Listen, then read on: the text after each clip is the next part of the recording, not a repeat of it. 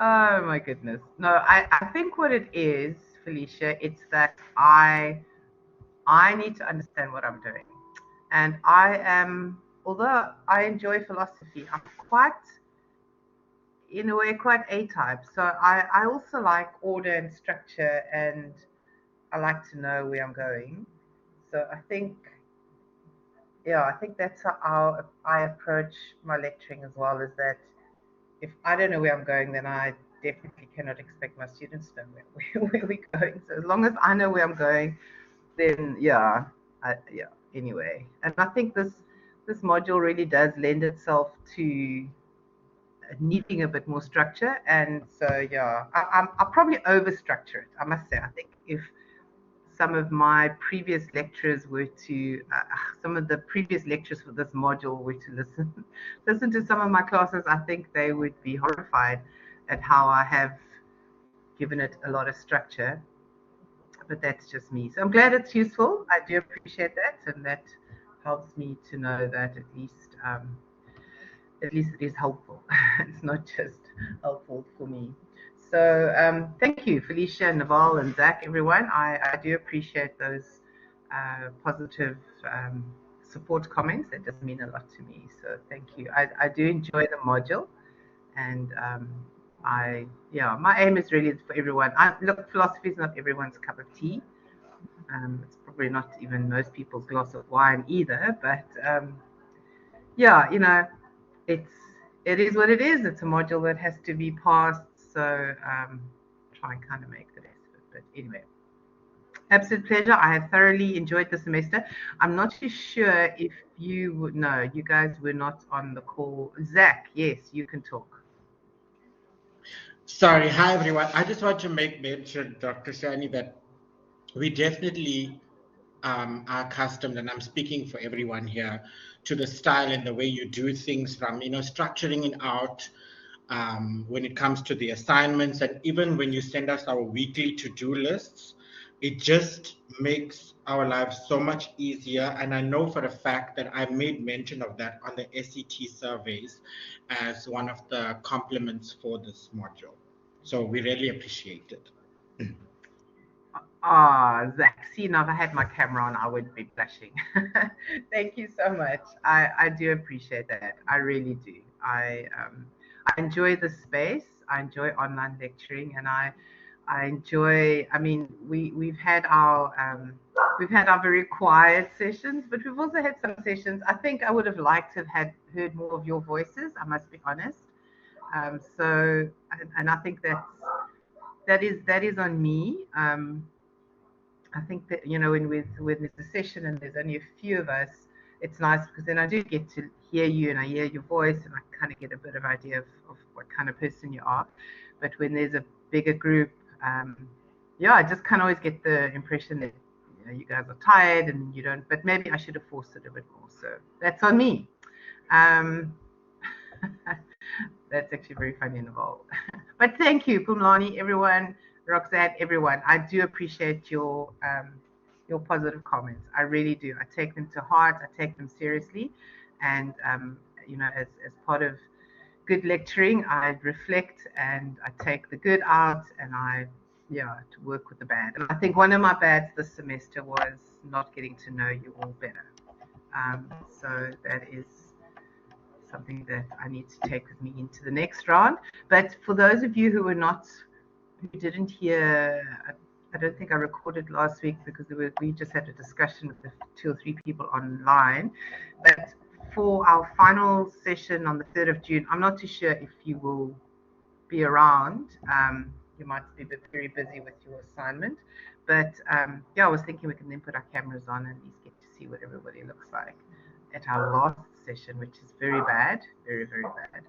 Um, I know the online campus loves for us to have our cameras on, and we always get told, leave your camera on.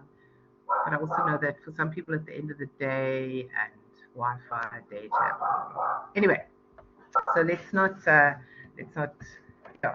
divert too much here, but appreciate and thank you, and it really means a lot to me. So thank you very much. Okay, so let's have a look at Oh yes, let me try and zoom in a bit. I know that you can, if you can also zoom in with your mouse pad. Is that better?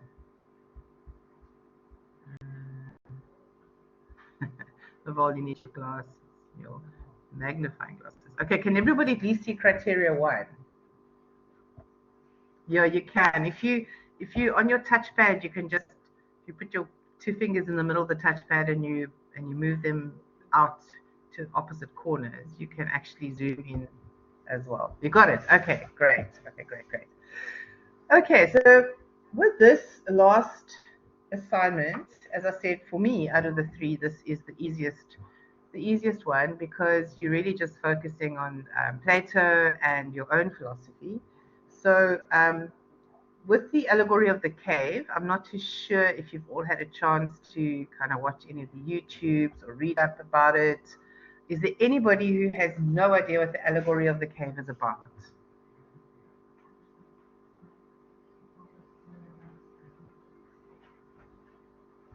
Okay, so everyone has got some idea of what it is, or you've maybe watched a video on YouTube or whatever. Okay, so I'm not going to waste time actually going through it. All I'm going to then do is to help you to structure the way.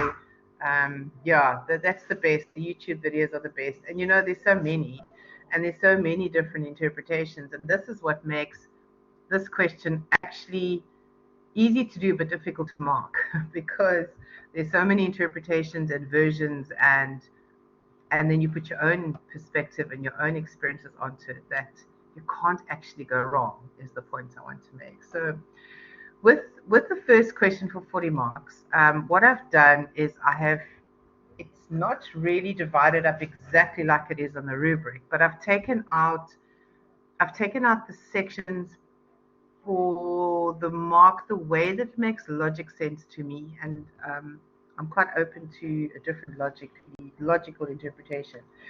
But for 8 marks, what you need to do is to show me that you understand the concepts of this allegory.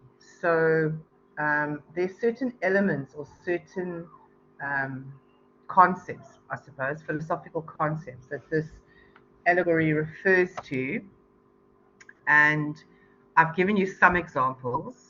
So, like the nature of reality and the role of the teacher or the philosopher or the educator, limitations of our sensory perception, and then the process of enlightenment. Those are probably the 5 main concepts. So, if you've watched it or read up about it, you would recognize that those are the 5 main concepts. So, for 8 marks, you are going to really just uh, explain those or don't go into too much detail in terms of the metaphors because that's part of the second criteria.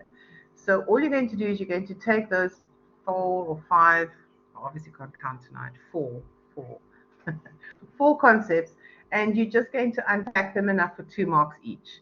And if you come up with a different concept, please, you're welcome to add it. There are sub concepts to those, and I'm happy to, that will definitely, I will take them into consideration as well. I have literally highlighted the 4 main ones. So really, just to give me, like for example, with the nature of reality, um, what what what is this allegory about? How do they see the nature of reality, or how does Plato see the nature of reality in the actual allegory? So don't give me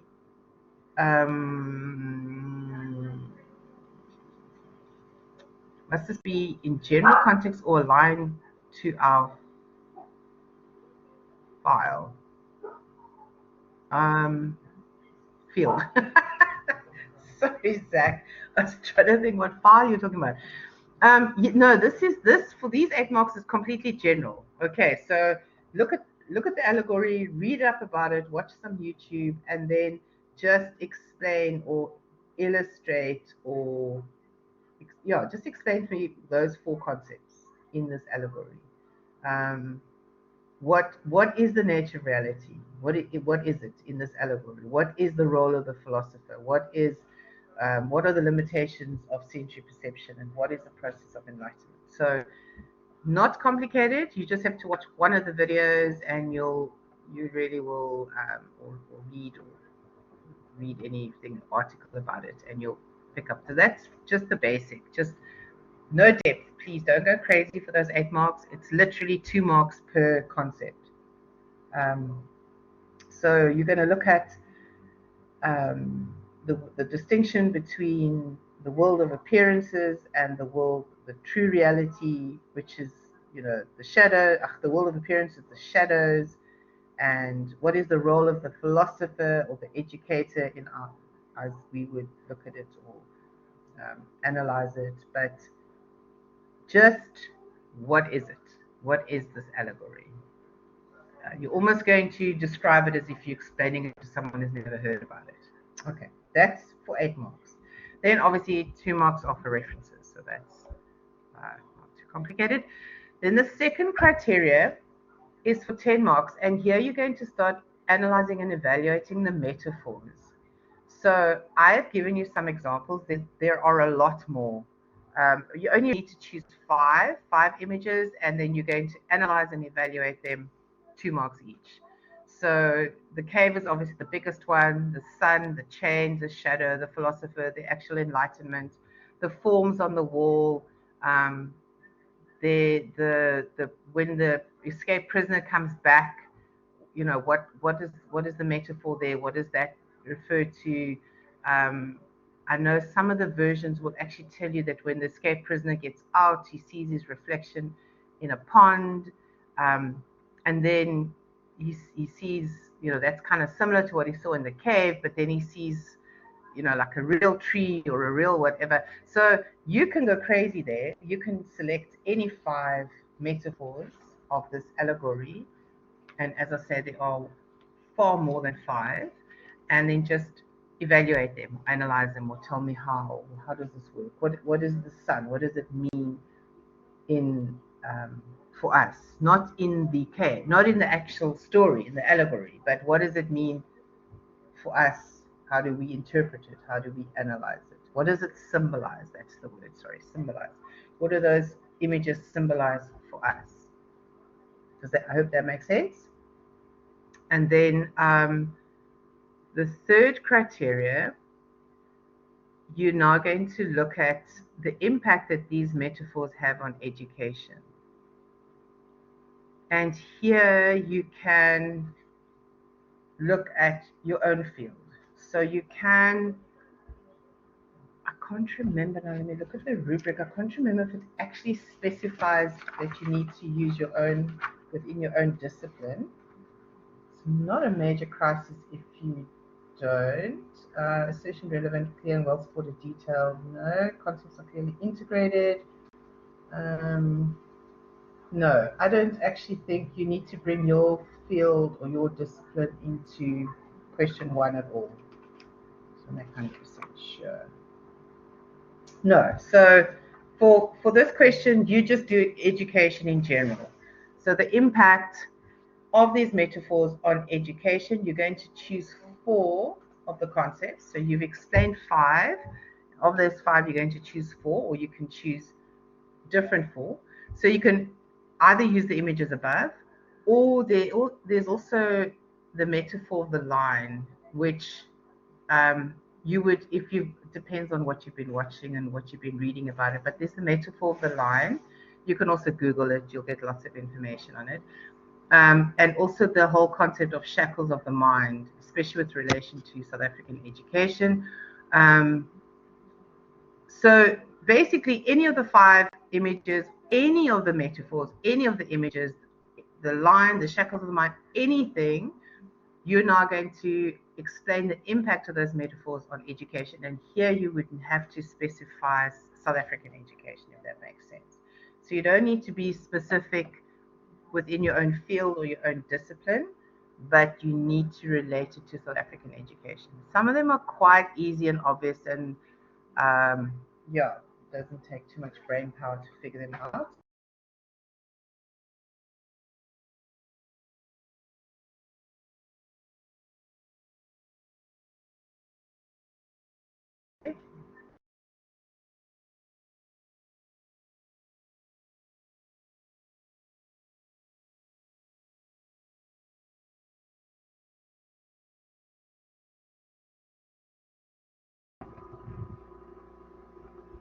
Sorry about that.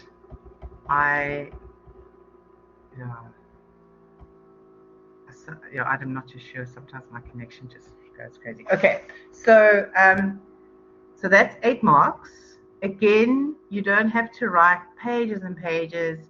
You're just going to take one of the metaphors, one of the concepts, and you're going to relate. You're going to explain the impact that that concept has on the South African education. Obviously, that is, it just has to be relevant to South African education, not within your field. Right. Are we all still good? Are there any questions or anything you don't understand so far?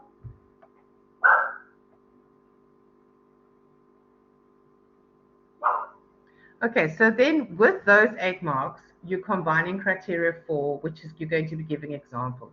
So if, for example, you look at the metaphor of the shackles of the mind, okay, that's probably one of the easiest ones in South African education. But once you've analyzed it and explained how that metaphor impacts South African education, you're then going to give 2 examples, or whatever example you do give, just make sure it's strong enough to actually get you 2 marks. So basically, each of those concepts or metaphors, each of the metaphors that you're going to be explaining within South African education, you're going to have to give an example or 2 examples. Okay, does that make, are we all still understanding? There was something else I wanted to say about the examples.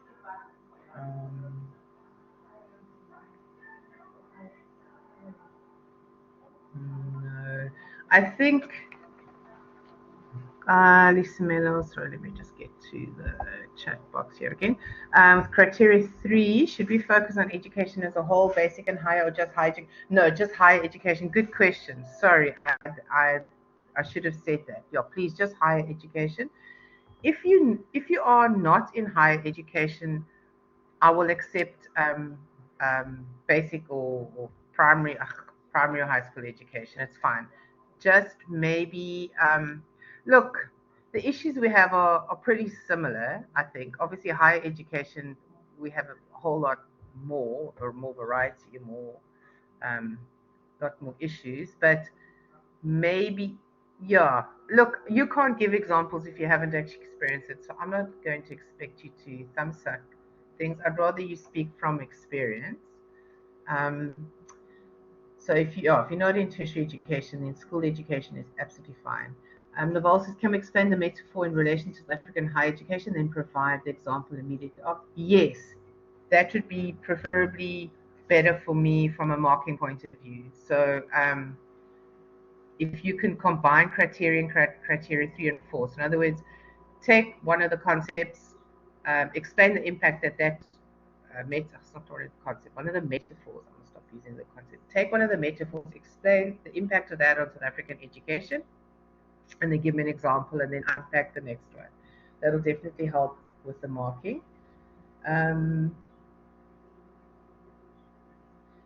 Yeah, so the metaphors, there's just so many, and I'm telling you now, if you Google them, or even if I'm gonna just put it out there, if you use ChatGPT, you will get the right outline, but please don't copy and paste from ChatGPT. Use it to guide you.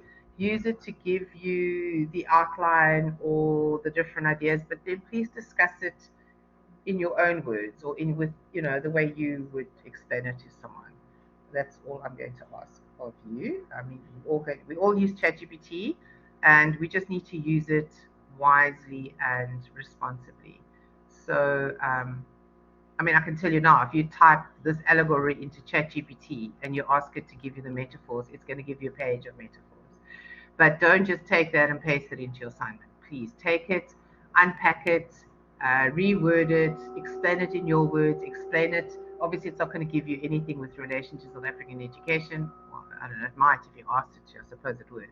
But put it in your own within your own paradigm and your own frame of reference in your own experience. It's very easy to see. when you've just copied and pasted from ChatGPT. And those of you who were on the call last week when we spoke about ChatGPT, I'm very aware of it being used. I have picked it up in a few assignments. I did not penalize you, but that session was a warning. So if I do pick it up in the summative assignment, I'm not going to go that easy on you if you understand what I mean. So please use it wisely and responsibly. Okay, so that is question 1. And then obviously 4 marks for your academic writing. Here again, I'm going to be a little bit more strict. So if I feel there's no flow, or you're missing a conclusion or proper introduction, or you've got too many headings or too many bullet points, or you've inserted tables and things like that, I'm going to deduct marks. Okay, so please, I know I can only deduct up to 4, so nothing major. You can't fail on academic writing, but yeah, just for your own sake, try and get your work as academically sound as possible. Right, before I move on to question 2, are there anything that you do not understand with question 1?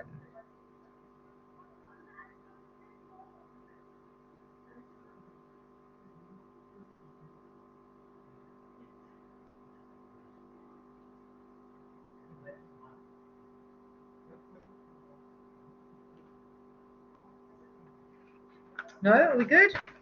Okay, so we can go on to question 2, which you're going to have fun with question 2. I really do hope you do have fun with it. Thanks, Zach. It's really, yeah, it's kind of now putting everything together that you have done this semester, and it's a nice solid question to get lots of marks for it. All right, so question 1 is Plato, and it is all about the allegory of the cave. Then question 2 is now related to how you are putting your own philosophy together. And I know there's a lot of sub-questions in this question. So I'm hoping that with this infographic, it is going to narrow down, because, gee, reading through all those sub-questions is very confusing. Right, so question 2. First of all, for 5 marks, I want you, this is basically your introduction. I would like you to give me a background as to who you are.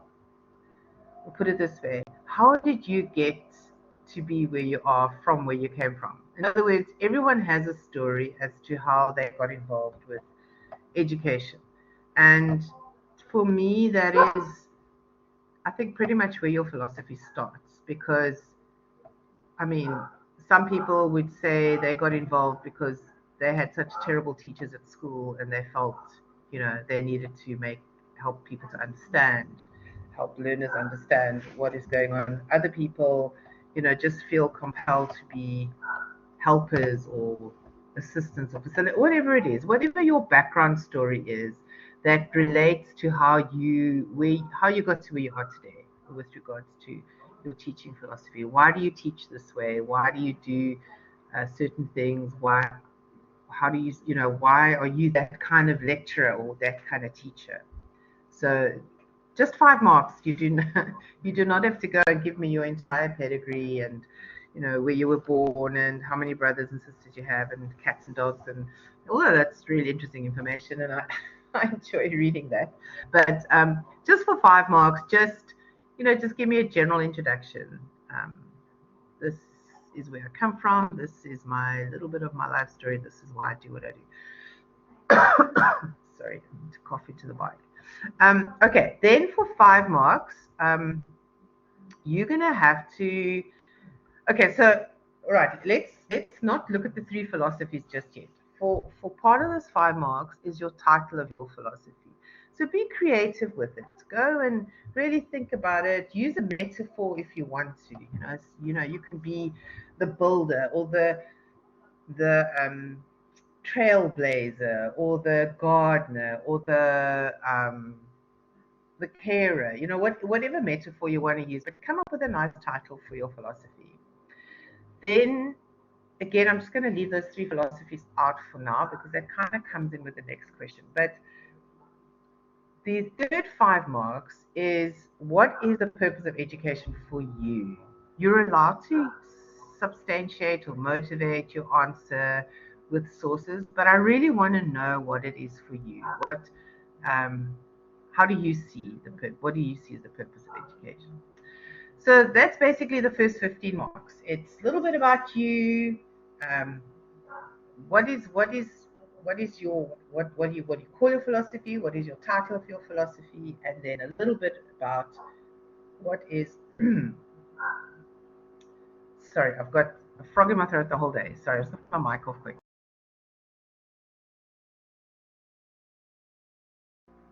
Okay, sorry. So, what is the purpose of education and your title? That's kind of then the 50 marks. Then, of the philosophies that we have done this semester, and I'm going to list them now, you are going to choose at least 3. It can be more than 3, but at least 3 to give me your eclectic philosophical approach. And we're going to divide it into 3 major categories. And then, so for 10 marks for the 3 categories, 9 marks are for examples that you've used throughout, and then 6 marks for your academic writing. So if we just go up here again, these 5 marks, basically your title will probably count about, let's say, 2 or 3 marks, and then for 2 marks, did you actually use 3 philosophies? I mean, really, but anyway. So the 3 areas that you're going to focus on, and I'm going to give you the philosophies in a minute. 3 areas you're going to focus on is, how do you view your students? What is their role? How do they learn? What is their function in your lecture room? How do you view them? That's for 10 marks. And obviously you're going to be discussing this referring to these 3 philosophies that you've chosen, or more, 3 or more. The second 10 marks is your role as the educator. So how should you be teaching? How do you know if learning has happened? Who are you as the educator in the classroom in relation to your students?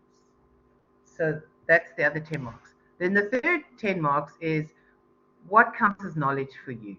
So if you say you're an educator and your role is to impart knowledge, or your role is to facilitate the integration of knowledge, or your role is to guide students to discover knowledge, whatever your role is, but what is that knowledge for you? What is it? Okay, so that's 10 marks. And then 9 marks is um, the examples that you've used throughout, and here you're going to bring in your own discipline. So question 1 is just education in general, but for question 2, it is all about you, your discipline, your field of interest. And then 6 marks for academic writing. And then just some tips is that you do not need to link this to Plato. I've had in the past where students write question 1 all about Plato, and then they get to question 2 and they base the entire philosophical approach to education on Plato, and that's extremely boring and very limiting. So please don't do that, because I kind of by then I've had enough of Plato. Unless you like Plato and you want to include him in one of your 3 philosophies, absolutely fine. And then obviously you're going to use between 3 or 4 philosophies. You're going to include a proper introduction, giving your historical experience that links to your philosophy, and include a proper conclusion. Okay, so then just to list the philosophies that we've actually done this year, I didn't put that on the infographic, but I mean, you should remember them, really. Maybe not. No, you probably don't. But anyway, so we obviously looked at the 2 classical philosophies of Plato and Aristotle. And then we went over to normative philosophies. And under the normative philosophies, we looked at the 2 main categories of teacher-centered and student-centered. So those are the 2 main categories of normative philosophies that we looked at. Under teacher-centered, we spent some time on essentialism, perennialism, and pragmatism. And then under student-centered, we looked at progressivism and social reconstructionism. So those were the 5 normative philosophies that we looked at this semester. After that, we went across and we looked at continental philosophies. So those are the philosophies that originated on the European continent. So we looked at existentialism, phenomenology, hermeneutics, critical theory, and did we do postmodernism? I cannot remember. I don't think we did. I don't think we did postmodernism. Anyway, that doesn't matter. We definitely did existentialism, phenomenology, hermeneutics, and critical theory.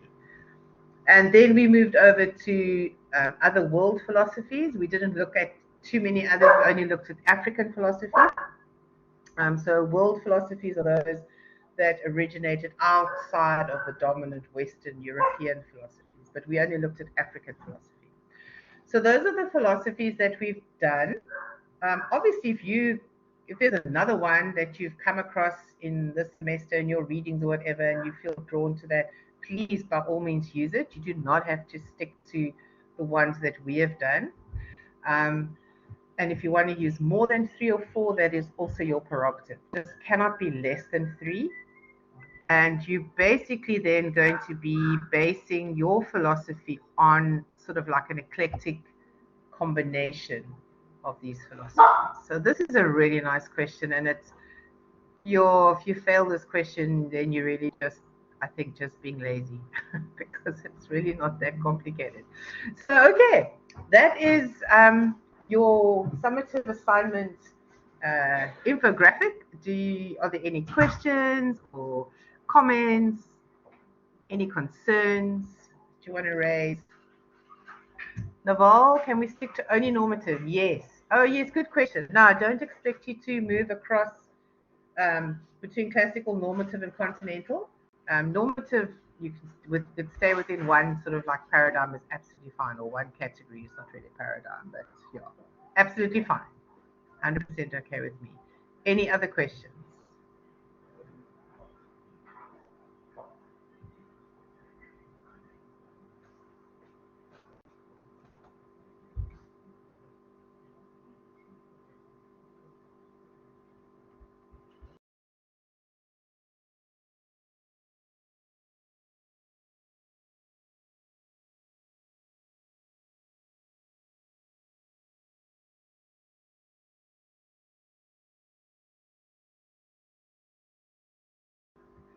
No, no more questions?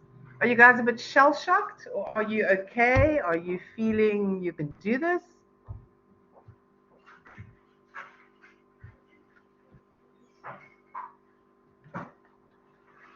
You're going to breeze through this. You're going to be absolutely fine. Yeah? No? You got this. You have. Yes, you have. I completely believe you and I have faith in you. All your marks went up in your second assignment. I was very, very proud of you. Shocked. Absolute pleasure, Pulani. It's an absolute pleasure. And you do have this. You're going to be absolutely fine. This is a lovely summative assignment. Honestly, you can have so much fun with it.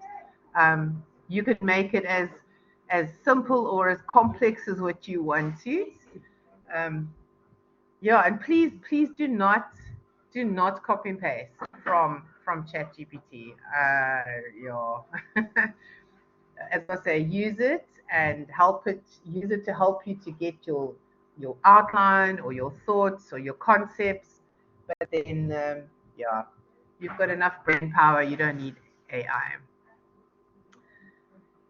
Lisa Miller, yes, yeah. Basically, if you complete this assignment the way that the infographic is set out, you're going to be absolutely fine. And it's again, I do not expect you to work on it as linear as what I've explained it.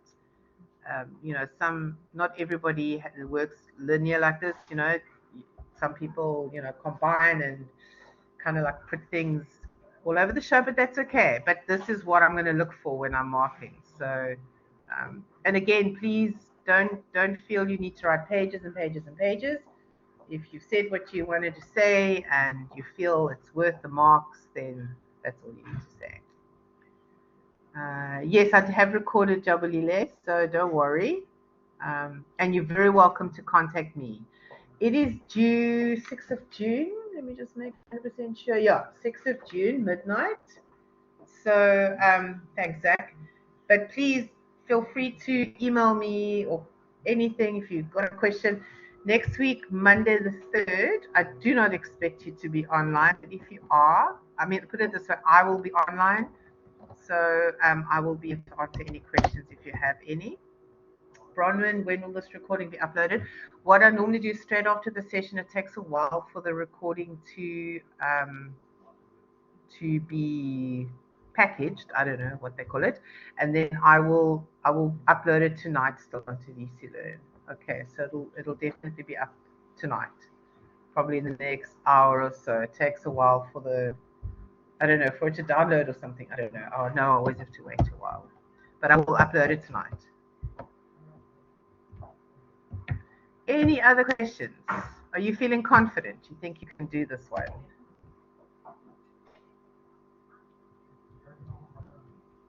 I'm going to just stop the recording.